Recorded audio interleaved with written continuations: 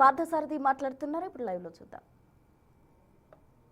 సెంట్ల భూమి కేటాయింపు, ఆలస్యమైన భూమి విలువ చెల్లింపుపై వడ్డీ మాఫీ, ఏమైనా చెల్లించిన 92,24,929 స్టాంప్ డ్యూటీ మరియు రిజిస్ట్రేషన్ ఛార్జీలు రీంబర్స్మెంట్, ఫేజ్ 1 కమిషన్కు అమలుకు జనవరి 2029 నుండి డిసెంబర్ 2037 పొడిగింపు మరియు ప్రాజెక్టు భూమికి 100% సేల్ డీడ్ అమలు చేసి టైటిల్ మరియు యాజమాన్యాన్ని ఏఎంఎన్ఎస్ఐకి బదిలీ చేయటం. దీంట్లో ఏంటంటే ఫ్యాక్టరీకి స్టీల్ ప్లాంట్కి మెటల్ స్టీల్ ప్లాంట్కి ఏదైతే ల్యాండ్ ఎలకేట్ చేశారో మధ్యలో కొంత గవర్నమెంట్ భూమి ఉంది, దాన్ని కూడా వారికి అప్పచెప్పమని చెప్పడం జరిగింది. అంతేకాకుండా ఈ ల్యాండ్ వాల్యూ ఏదైతే పే చేశారో కొంత ఆలస్యం అవటం మూలంగా ఏదో ₹1,00,00,000 ఎంతో ఇంట్రెస్ట్ ఛార్జ్ చేశారు. ఆ ఇంట్రెస్ట్ని మాఫీ చేయడానికి ఆమోదం తెలిపాం. అదేవిధంగా స్టాంప్ డ్యూటీ ఏదైతే కట్టారో 92,24,000 దాన్ని రీంబర్స్మెంట్ చేయమని కోరారు, అది కూడా రీంబర్స్ చేస్తాం. అంతేకాకుండా జనవరి 29కి ఒరిజినల్గా జనవరి 29కి ఈ ప్రొడక్షన్ స్టార్ట్ చేయాలని చెప్పేసి ప్లాన్ చేయడం జరిగింది. కానీ అనేక కారణాల మూలంగా ప్రాజెక్ట్ ఇంప్లిమెంటేషన్లో డిలే మూలంగా అది డిసెంబర్ 2031కి పొడిగించబడింది.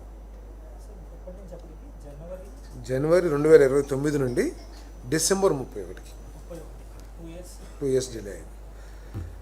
పోటీదారులతో సమానంగా ప్రోత్సాహకాలు కొనసాగించడానికి మరియు రాష్ట్రంలో ప్రాజెక్ట్ గ్రౌండింగ్ వేగవంతం చేయడానికి జీవోఎంఎస్ నెంబర్ 128 డేటెడ్ 27/7/25 ద్వారా అగస్త్య ఎనర్జీ ఇండస్ట్రీస్ ప్రైవేట్ లిమిటెడ్కు ఇచ్చిన ప్రోత్సాహకాల సవరణకు ఎస్ఐబిపి సిఫార్సు మేరకు ఆమోదం తెలిపింది. ఈ ఫ్యాక్టరీ ఏంటంటే solar cells, solar PV modules తయారు చేస్తారు. వీరికి ఇప్పటికీ రాష్ట్రంలో పాలసీ ప్రకారం ఇదే కేటగిరీ ఇండస్ట్రీస్కి ప్రోత్సాహకాలు ఇవ్వడం జరిగింది. అదే ప్రోత్సాహకాలు ఇమ్మని చెప్పేసి అడిగారు, దాన్ని ఆమోదించడం జరిగింది. ఎస్పీఎస్ఆర్ నెల్లూరు జిల్లా దత్తులూరు పాపంపల్లెలో 349.95 ఎకరాల భూమి కేటాయింపునకు ఎస్ఐబిబి సిఫార్సు మేరకు ఆమోదం తెలిపింది. మెసర్స్ అనెడ్రోన్ systems private limited defence ammunition manufacturing మరియు డిఫెన్స్ రా మెటీరియల్ ప్లాంట్ స్థాపించున్నారు. అంటే వీళ్ళు ఏంటంటే ఆర్డిఎక్స్ తర్వాత గన్స్ కూడా అనుకుంటున్నారు, కొన్ని రకాల వెపన్స్, ఇంకొన్ని కెమికల్స్ తయారు చేయడానికి ఈ ప్రతిపాదన. ల్యాండ్ ఎక్విజిషన్ ఫర్ అదర్స్, అంటే ప్రభుత్వం ల్యాండ్ ఎక్విజిషన్ చేసి ఆ ల్యాండ్ ఎక్విజిషన్కి కావాల్సిన డబ్బుల్ని ఆ ఇండస్ట్రీయే చెల్లిస్తుంది. అంటే ల్యాండ్ ఎక్విజిషన్ ప్రభుత్వం ద్వారా, అంటే ఎటువంటి లిటిగేషన్స్ లేకుండా ఫ్యాక్టరీ ముందుకెళ్ళడానికి ఉపయోగపడుతుంది.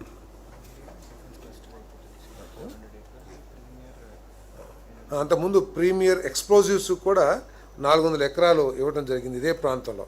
సో ఇదంతా కూడా డిఫెన్స్ క్లస్టర్ లాగా మారిపోతుంది. వచ్చే నెల 15న రాజ్నాథ్ సింగ్ గారు మన రాష్ట్రానికి వస్తూ ఉన్నారు. అవకాశం ఉంటే అప్పుడు వారి చేత వర్చువల్గా ఇనాగ్రేషన్ కూడా చేయించాలని చెప్పేసి ప్లాన్ చేస్తూ ఉన్నారు.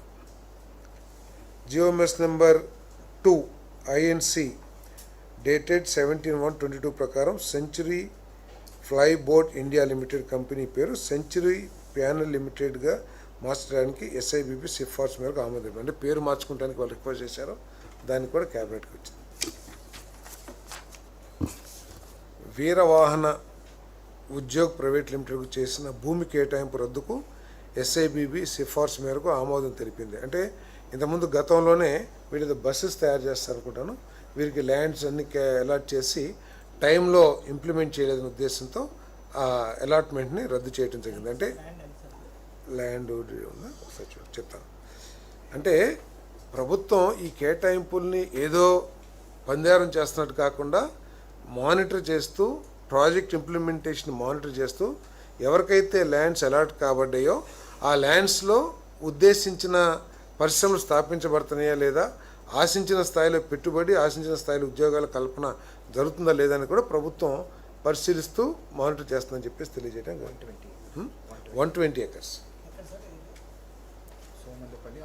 అనంతపూర్ డిస్ట్రిక్ట్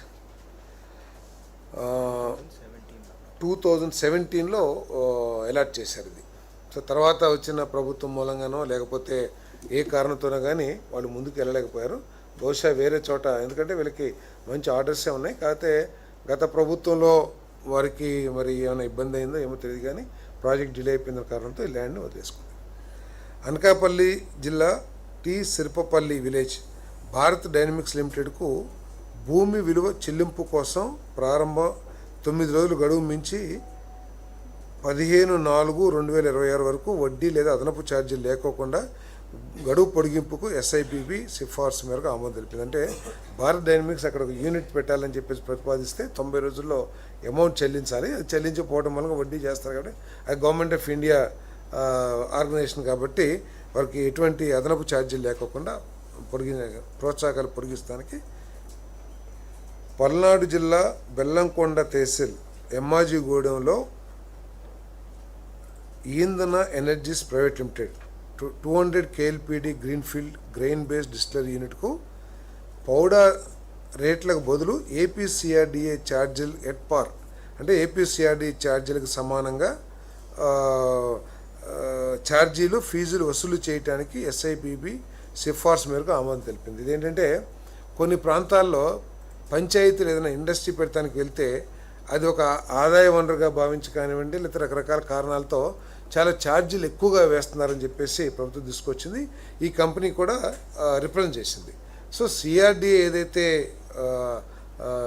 ఛార్జ్ చేస్తుందో అదే ఛార్జీల్ని అక్కడ కూడా అమలు చేయాలని చెప్పేసి కేబినెట్ తీర్మానించింది. ముఖ్యమంత్రి గారు కూడా చెప్పారు. పంచాయతీరాజ్ మినిస్టర్ గారు ముఖ్యమంత్రి గారు కూడా డిస్కస్ చేసి కేబినెట్లో పంచాయతీలు కూడా ఏపీసీఆర్డీఏ ప్రకారం ఛార్జ్ చేయాలని ఏదైనా ఒక గైడ్లైన్స్ పాస్ చేస్తే బాగుంటుంది కూడా చూడమని చెప్పేసి చెప్పారు. యూడిఏలో కూడా యూడిఏ అంటే మిగతా ప్లేస్ అన్నింటిలో కూడా ఎక్కడైనా సరే అది అర్బన్ డెవలప్మెంట్ అథారిటీస్ కానివ్వండి పంచాయతీలు కానివ్వండి ఎవరైనా కానీ at par with APCRDA charges. ఎందుకంటే ఇండస్ట్రియలిస్టులకి ఎటువంటి ఇబ్బంది లేకోకుండా ఒక పాలసీ ప్రకారం వెళ్ళాలనేది ఎవరిష్టం వచ్చినట్టు వాళ్ళు కాకుండా. ఎస్ఐబిబి సిఫార్సు మేరకు ప్రత్యేక ప్రోత్సాహకాలు మంజూరు చేయడానికి ఇండస్ కాఫీ ప్రైవేట్ లిమిటెడ్కు తిరుపతి జిల్లా తాడ మండలం మాంబట్టులో APIC industrial park phase 2 plot number 10, 11, 12A and 13Aలో spray dried coffee processing unit స్థాపన కోసం 233.73 కోట్ల పెట్టుబడి మరియు 100 మంది ప్రత్యక్ష ఉద్యోగాల కల్పన సామర్థ్యం. అదేవిధంగా red berry food logistics private లిమిటెడ్కు చిత్తూరు జిల్లా సంతీపురం చేమనపల్లిలో agro food innovation zone processing unit స్థాపన కోసం 989 కోట్ల పెట్టుబడి మరియు 2 ఫేజెస్లో 450 మందికి ఉద్యోగాల కల్పన సామర్థ్యం. ప్రత్యేక ప్రోత్సాహకాలు ప్యాకేజీ విస్తరణతో సహా ఈ రెండింటికి పాలసీ ప్రకారం ఆమోదం తెలపడం జరిగిందని చెప్పేసి మనం చేస్తాం. విశాఖపట్నం చిన్నగడిలో శ్రీమతి పివి సింధు బ్యాడ్మింటన్ అకాడమీ మరియు స్పోర్ట్స్ స్కూల్ నిర్మాణం పూర్తి చేయడానికి జూన్ 2027 వరకు గడువు పొడిగింపుకు ఆమోదం తెలిపింది. అంటే వీరికి ఏదో స్పోర్ట్స్ అకాడమీ నిర్మాణానికి గతంలోనే ఇవ్వటం జరిగింది. తను 15 కోట్ల పెట్టుబడితో దీన్ని డెవలప్ చేస్తూ ఉంది సింధు గారు. కాకపోతే రకరకాల సమస్యలతో లేదా వారికి ఉన్న పర్సనల్ సమస్యలతో ఇది నిర్మాణం డిలే అయింది. సో దీనికి టైం లిమిట్ 2026 దాకా మార్చి దాకా పెట్టినట్టున్నారు. సో ఎట్ ఆర్ రిక్వెస్ట్ దాన్ని జూన్ 27 దాకా పొడిగించడం జరిగింది. 27 వరకు ప్రపోజ్ చేశారు. బట్ ఆమె మాత్రం 28 వరకు కావాలని అడిగింది. 28 వరకు కూడా ఆమోదించింది. 3 acres ఎండాడు కాదు మధురవాడు చిన్నగంజాము అంటే ఎప్పుడో ఇచ్చారు. ఇస్తే ఆమె అకాడమీ కొంత ఆలస్యమైంది. ఆంధ్రప్రదేశ్ టూరిజం పాలసీ 24-29 కింద పబ్లిక్ ప్రైవేట్ కమ్యూనిటీ భాగస్వామ్యం ద్వారా వారసత్వ కట్టడాలు మరియు ప్రదేశాల పరిరక్షణ, నిర్వహణ మరియు ప్రోత్సాహాల కోసం రాష్ట్రంలో అడాప్ట్ ఏ మాన్యుమెంట్ పాలసీ అమలుకు ఆమోదం తెలిపింది. ఇదేంటంటే మన దగ్గర చాలా మాన్యుమెంట్స్ ఉన్నాయి. లైక్ కొండపల్లి కిలా, హైదరాబాద్లో గోల్కొండ. సో వాటన్నిటికీ కూడా ఏంటంటే కొన్ని పెద్ద పెద్ద కంపెనీస్ అడాప్ట్ చేసుకుని వాటిని మెయింటైన్ చేస్తూ ఉన్నాయి. అంటే అవి డిటరేట్ కాకుండా అంటే శిథిలం కాకుండా ఇంకా ఫర్దర్గా కూడా కొన్ని దశాబ్దాలు మన భావితరాలకు కూడా అందుబాటులో ఉండాలనే ఉద్దేశంతో కొంతమంది ప్రత్యేక క్వాలిఫికేషన్ కలిగిన సంస్థలకి ఈ మెయింటెనెన్స్ అప్పచెప్పడం జరిగింది. ఇండివిజువల్స్ కూడా ఇస్తే బాగుంటుంది అనే ప్రతిపాదన కూడా వచ్చింది. దాన్ని కూడా పరిశీలించమని చెప్పేసి ముఖ్యమంత్రి గారు ఆదేశాలు ఇవ్వడం జరిగిందని చెప్పేసి మనం చేస్తాం. అది ఆర్కియాలజీయే కదా ఇవన్నీ కూడా. ఎస్ ఇప్పుడు గోల్కొండ కొండపల్లి అంటే ఆర్కియాలజీకి సంబంధించినవి కదా. అవన్నీ కూడా ఏంటంటే ఆర్కియాలజీ డిపార్ట్మెంట్ కిందే ఉంటుంది. కానీ కట్టడాలు డిటరేట్ కాకుండా అంటే గవర్నమెంట్ మెయింటెనెన్స్లో కొంత తప్పులు జరగవచ్చు, కొంత ఆలస్యం జరగవచ్చు. దాని మూలంగా భవిష్యత్ తరాలు వీటిని కోల్పోకూడదనే ఉద్దేశంతో వీటిని ప్రాపర్గా మెయింటైన్ చేస్తానికి పెద్ద పెద్ద సంస్థలు అంటే కార్పొరేట్ సోషల్ రెస్పాన్సిబిలిటీ ఉంటుంది. దాంట్లో భాగంగా ఇవన్నీ కూడా చేయొచ్చు. గవర్నమెంట్ వల్ల కాదు, బెటర్గా చేయటానికి భవిష్యత్తు తర వల్ల కాక నేను అన్నానా? మీరు చేయండి, మీరు చూడండి, నేను అన్నానేమో వల్ల కాకని. నేను అన్నది ఏంటంటే భవిష్యత్ తరాలకి మెరుగ్గా అందుబాటులో ఉంచడం కోసం మన వారసత్వాన్ని చేయలేక కాదు. నేను ప్రైవేట్కి ఎందుకు ఇస్తాం? మనం ప్రైవేట్ వాళ్ళు వస్తున్నారు కదా, వాళ్ళు ఇంకా కార్పొరేట్ సోషల్ రెస్పాన్సిబిలిటీకి వాళ్ళు వాళ్ళ టర్న్ ఓవర్లో కొంత పర్సంటేజ్ ఖర్చు పెట్టాలి. ప్రభుత్వ ఖర్చులు పెట్టుకోకుండా ఆ ఖర్చులతో వాటిని మెయింటైన్ చేస్తానికి ఇస్తున్నాం.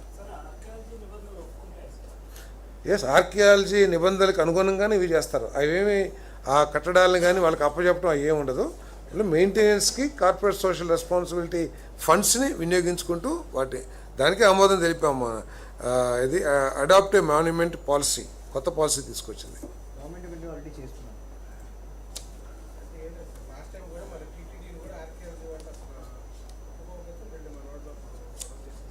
టీటీడీ ప్రైవేట్కి ఎప్పుడు ఇవ్వలేదు? టీటీడీ ప్రైవేట్కి ఇచ్చారు. అవును, అది ఏదో ఎవరో వార్తలు పుట్టించుంటారేమో కానీ టీటీడీ ఎప్పుడు ఆ ప్రతిపాదనలో లేదు. తిరుపతి జిల్లా కలెక్టర్ 9/4/2026 లేఖ ప్రకారం భవన నిర్మాణ అనుమతుల తేదీ నుండి 30-36 నెలల్లో ఫేజ్ 1, ఫేజ్ 2 పూర్తి చేయడానికి అనుగుణంగా దివ్యశ్రీ హోల్డింగ్స్ ప్రైవేట్ లిమిటెడ్ మరియు మెసెస్ cyber city builders and developers private limited consortium అభ్యర్థుల మేరకు 400 కోట్ల పెట్టుబడి నిబద్ధతకు అనుగుణంగా మొత్తం భూమికి షరతుల మేరకు సేల్ డీడ్ అంటే వీళ్ళు అక్కడ 5 star hotel, 3 star hotel complex లాగా డెవలప్ చేయాలని చెప్పేసి ప్రతిపాదన ఉంది.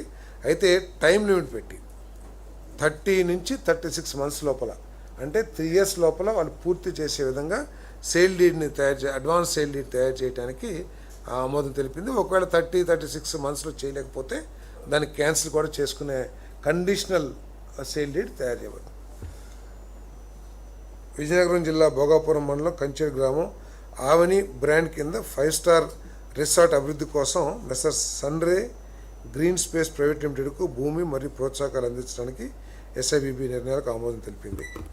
ఒంగోలు చదలవాడిలో రాడిసన్ బ్రాండ్ కింద ప్రీమియం 5 స్టార్ హోటల్ ప్రాజెక్ట్ అభివృద్ధి కోసం మెసర్స్ రవిప్రియ హాస్పిటాలిటీస్ ఎల్ఎల్పికు ప్రోత్సాహకాలు ఏదైతే ఆల్రెడీ పాలసీ ఉందో టూరిజం పాలసీ దాని కింద ఈ ప్రాజెక్ట్కి ఆమోదం తెలిపింది. విజయవాడలో జిఎస్ రాజు రోడ్ రైతు బజార్ను ఆధునిక పుష్పాల మార్కెట్గా మార్చడానికి ఆమోదం తెలిపింది. పబ్లిక్ ప్రైవేట్ భాగస్వామి పీపీపీ పద్ధతిలో ఆధునిక పుష్పాల మార్కెట్ నిర్మాణం మరియు నిర్వహణ కోసం ఫ్లవర్ మార్కెట్ యాజమాన్యుల వర్తక సంఘం విజయవాడకు రైతు బజార్ భూమిని లీజు పద్ధతిలో కేటాయించడం జరిగింది. ఇదేంటంటే మనకి మన పీడబ్ల్యూ గ్రౌండ్స్ దగ్గర ఇంతకుముందు రైతు బజార్ ఉండేది.